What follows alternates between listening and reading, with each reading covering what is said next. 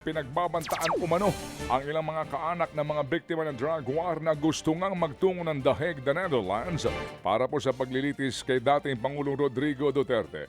Ayon po kay ICC Assistant to Counsel Attorney Cristina Conti, maraming biktima ang gustong personal na makanood sa pagdinig lalo pat matagal na nila itong hinihintay. Pero hindi pa naman po sila nakakaalis ng bansa ay may natatanggap na raw silang mga pagbabanta mula sa mga Duterte supporters doon.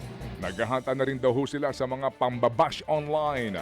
Inaasahan daw nilang may mga bayarang troll na aatake sa susunod na linggo kasabay ng confirmation of charges na mga pagdinig.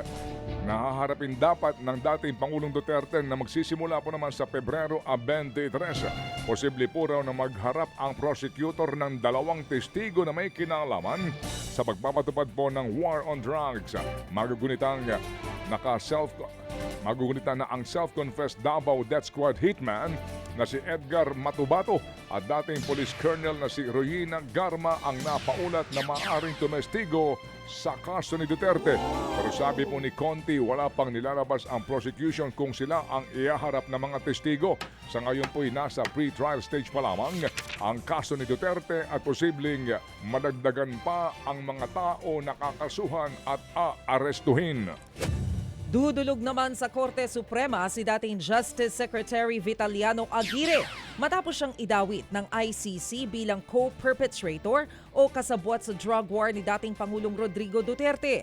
Sa panayam sa programang The Big Story ng One News, nanindigan ng dating kalihim na inosente siya at walang anumang partisipasyon sa kampanya kontra droga. Plano raw niyang maghain ng mosyon para klaruhin ang legalidad ng posibleng pagpapaaresto sa kanya ng ICC. It appears na some people or some local organization, even foreign organizations, are calling for the issuance of warrants against us. I hope to file the appropriate case before the Supreme Court so that I could protect my rights as a Filipino. Yan ang tinig ni dating Justice Secretary Vitaliano Aguirre. Sa ibang balita po naman, meron daw pong magsasampa ng ethics complaint laban kay Senador Panfilo Ping Lacson. Ito nga'y nag-uugad daw sa isang spliced o kinatay-katay na video mula sa pagdinig ng Commission on Appointments. Hindi binanggit ni Lacson kung sino ang magrereklamo pero iginiit niyang hindi siya marunong magkatay ng video. Sa isang interview naman ay kinumpirma ni Senador Rodante Marcoleta na meron na siyang draft ng isang ethics complaint pero hindi niya binanggit kung ito'y laban kanino. Ito'y nag-uugat daw sa umano'y paglalabas ng mga maling naratibo tungkol sa kanyang sinabi sa Kalayaan Island Group. Magugunitang umani po ng batiko si Marcoleta sa naging pahayag nito na isuko na lamang umano ang Kalayaan Island Group. Kalaunan po iniliwanag ng senador na kulang sa konteksto ang lumalabas na pahayag.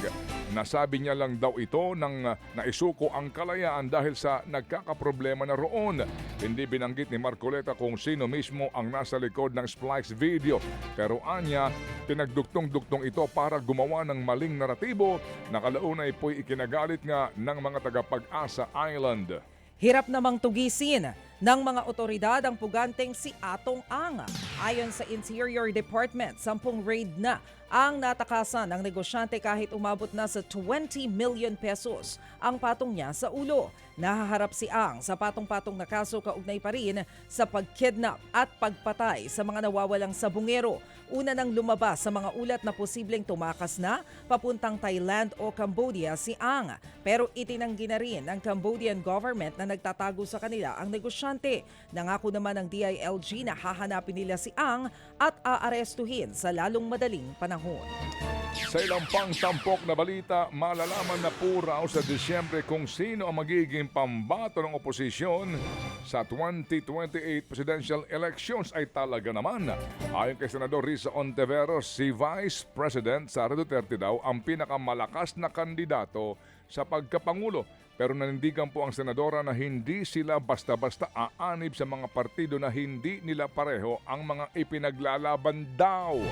Sa ngayon po ay hindi pa raw po sila bumubuo ng koalisyon sa iba't ibang partido at wala pa rin daw namang nag-aalok sa kanila. Pero meron na rin silang timeline sa pagpili ng kanilang standard bearer. Parang sino nag-interview? Si Maharlika ba yan? Si Cheryl. Ay, pareho lang ba? Ay, sorry po. Pareho lang yung eyeglass. Sorry. Oo. Nalito lang ako doon sa eyeglass. Sorry kasi naka-side view. Bago yung eyeglass ni Cheryl Oo nga. eh. So, sorry po, nalito lang ako. Opo, asa na ba ako? Sa ngayon po, hindi pa raw sila bumubuo ng koalisyon sa iba't ibang partido at wala pa rin po namang nag-aalok sa kanila. Pero meron na raw silang timeline sa pagpili nga po ng kanilang standard bearer para po sa susunod na halalang pampanguluhan. Ayon kay Ontiveros, bukas siyang tumakbo sa pagkapangulo, gayon din si Senador Bam Aquino. Nauna po namang sinabi ni dating Vice President Leni Robredo na wala siyang planong tumakbong pangulo ulit sa 2028 bagamat merong mga humihikayat sa kanya na muling sumubok. Mga kapatid, brothers and sisters, saan ka pa? Dito na tayo sa totoo. Dito na tayo sa True FM. Mga kapatid, mag-subscribe and follow po kayo sa social media accounts ng True Network PH. Yan po kami. Hanapin nyo lang True Network PH, Facebook, Instagram, YouTube, TikTok, and podcast. Mapa Apple or Spotify man yan, mahahanap nyo kami. Lahat ng mga napapanood at napapakinggan nyo po sa programa, nasa social media accounts namin yan. So, paano mga kapatid? See you sa social media! Dito tayo